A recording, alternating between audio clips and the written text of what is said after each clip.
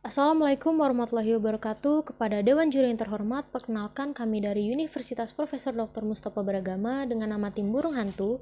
Di sini saya Aisyah Munakanza sebagai ketua tim dan anggota tim lainnya yaitu Aisyah Amanda dan Alia Rahma.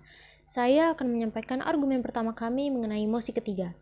Kementerian Riset dan Teknologi atau Kemenristek resmi dilebur ke dalam Kementerian Pendidikan dan Kebudayaan atau Kemendikbud sehingga menjadi Kementerian Pendidikan, Kebudayaan, Riset dan Teknologi atau Kemendikbudristek. Selain itu, Badan Riset dan Inovasi Nasional atau BRIN juga dijadikan sebagai badan otonom yang kini berdiri sendiri. Dilaksanakannya kebijakan ini menimbulkan banyak pendapat yang saling berlawanan. Kami menganggap bahwa peleburan ini adalah langkah yang tidak tepat dan belum terbukti efektif. Secara substantif, pendidikan dan riset memiliki perbedaan yang sangat besar. Peleburan antara keduanya membuat fungsi Kemendikbudristek menjadi kurang terarah. Fungsi Ristek yang melekat pada Kemendikbud membuatnya harus menangani kebijakan riset, ilmu pengetahuan, teknologi, dan inovasi. Padahal sebelumnya Kemendikbud sudah mengurusi pendidikan anak usia dini, pendidikan dasar, menengah, vokasi, pendidikan tinggi, hingga budaya dan pembentukan karakter. Maka dapat dikatakan bahwa kini Kemendikbudristek menangani seluruhnya. Hal ini tentu memberatkan tugas kementerian itu sendiri yang sangat berisiko untuk menjadi tidak efektif karena mengelola terlalu banyak persoalan dan dapat mengakibatkan mundurnya performa Kemendikbud jika eksekusinya kurang maksimal. Bahkan dari sebelum disatukan, keduanya memang memiliki peran dan fungsi yang jauh berbeda walaupun berada di ranah yang sama yaitu pengetahuan. Terlebih lagi melihat situasi di situasi pandemi ini, permasalahan pendidikan di Indonesia sangat membutuhkan perhatian yang besar. Dengan kata lain, Kemendikbud sudah memikul beban yang berat untuk mengatasi persoalan pendidikan dan sudah seharusnya berfokus pada titik tersebut. Keputusan ini juga seolah menunjukkan bahwa kegiatan riset tidak menjadi prioritas pemerintah. Sesuai dengan Undang-Undang Nomor 11 Tahun 2019 tentang Sistem Nasional Ilmu Pengetahuan dan Teknologi, riset digunakan untuk mengembangkan ilmu pengetahuan dan teknologi yang diharapkan dapat menjadi solusi permasalahan pembangunan. Riset dan teknologi memiliki ruang lingkup yang sangat luas, sehingga akan sulit ditangani jika hanya diakomodasi dalam sektor pendidikan. Proses penyesuaian yang cukup rumit dan membutuhkan waktu yang lama ini juga dikhawatirkan akan menimbulkan inefisiensi pada kinerja Kemendikbudristek. Program peleburan Kemendikbud dan Kemenristek Dikti ini tentunya akan mempengaruhi jalannya proses pelaksanaan program maupun kebijakan yang telah ada. Dan apabila ditilik lebih lanjut, juga kedua kementerian ini mempunyai tugas yang berbeda di bidang berbeda pula. Sehingga kami merasa program peleburan ini akan menyebabkan chaos dan kebingungan di antara lembaga-lembaga yang dilebur dalam menjalankan kebijakan barunya. Hal ini bisa dilihat dari berbagai sudut pandang, seperti salah satunya sudut pandang Kemendikbud sebagai inang lembaga yang akan dilebur. Kami merasa bahwa program peleburan ini hanya akan menambah beban Kemendikbud. Beban Kemendikbud yang selama ini sudah harusnya dijalankan seperti pembelajaran jarak jauh maupun vaksinasi guru seharusnya lebih dioptimalkan dalam bidang fasilitas, sistem, dan lain-lainnya. Sehingga apabila peleburan terjadi akan mengganggu jalannya proses kebijakan-kebijakan tersebut. Lalu yang kedua, kita juga bisa melihat dari sudut pandang Kemenristek Dikti.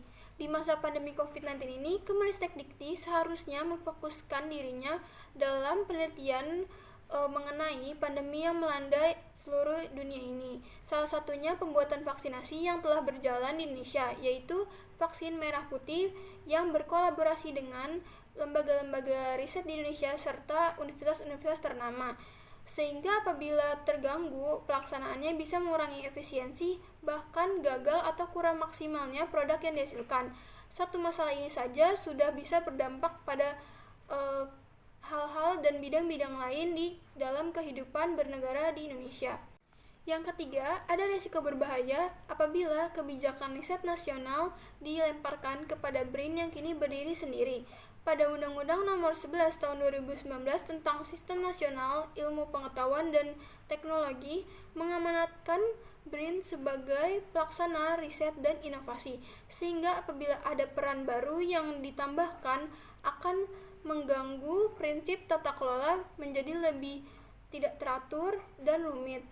Lalu terlebih juga apabila BRIN menghandle semua hal, semua kegiatan termasuk kebijakan, mengurusi kebijakan dan melakukan riset, maka bisa terjadi potensi kebingungan menjalankan peran dan penyelewengan kekuasaan atau abuse of power yang besar. Peleburan ini akan menyebabkan tumpang tindih antar lembaga baik dalam bidang kebijakan, hukum, maupun lain-lainnya, dan akan menyebabkan birokrasi yang gemuk. Badan Riset dan Inovasi Nasional atau BRIN adalah lembaga pemerintah yang berada di bawah dan tanggung jawab Presiden yang menjalankan tugas penelitian, pengembangan, pengkajian, dan penerapan, serta invensi dan inovasi yang terintegritas. Pembubaran Kementerian Riset dan Teknologi ini mempengaruhi Badan Riset dan Inovasi Nasional atau BRIN yang sebenarnya melekat pada Kemenristek. Hal ini menyebabkan BRIN menjadi badan otonom di luar kementerian yang memiliki beberapa fungsi mewakili kegiatan riset dan inovasi di Indonesia. Namun, hal ini merupakan langkah yang tidak tepat. Dalam peraturan Presiden, adapun fungsi dari Kementerian Kelompok 3, di mana ini merupakan kelompok Kemenristek, antara lain salah satunya adalah menyelenggarakan fungsi perumusan dan penetapan kebijakan. Sehingga harus dilihat dulu apakah badan otonom mampu menyelenggarakan fungsi yang sebelumnya dimiliki oleh Kementerian Riset dan Teknologi. Berdasarkan Peraturan Presiden Nomor 33 Tahun 2021 yang mengatur tugas dan fungsi BRIN antara lain adalah membantu Presiden dalam menjalankan penelitian, pengembangan, pengkajian, penerapan, serta invensi dan inovasi secara nasional. Maka peleburan ini merupakan langkah yang salah. Walaupun BRIN tetap dipertahankan, fungsi kelembagaannya pasti berbeda dengan Kemenristek. BRIN bertugas melaksanakan kebijakan dan strategi, sementara itu perlu adanya lembaga yang dapat menetapkan kebijakan, di mana ini merupakan fungsi dari kementerian. Selain permasalahan dan fungsi dan tugas BRIN yang berbeda dengan kementerian, BRIN ini menaungi 4 lembaga non-pemerintah di Indonesia, yaitu Lembaga Ilmu Pengetahuan Indonesia (LIPI), Badan Pengkajian dan Penerapan Teknologi (BPPT), Badan Tenaga Nuklir Indonesia (BATAN), dan Lembaga Penerbangan Antariksa Nasional atau LAPAN. Peleburan keempat lembaga tersebut dalam BRIN tentu juga merupakan kebijakan yang kurang tepat.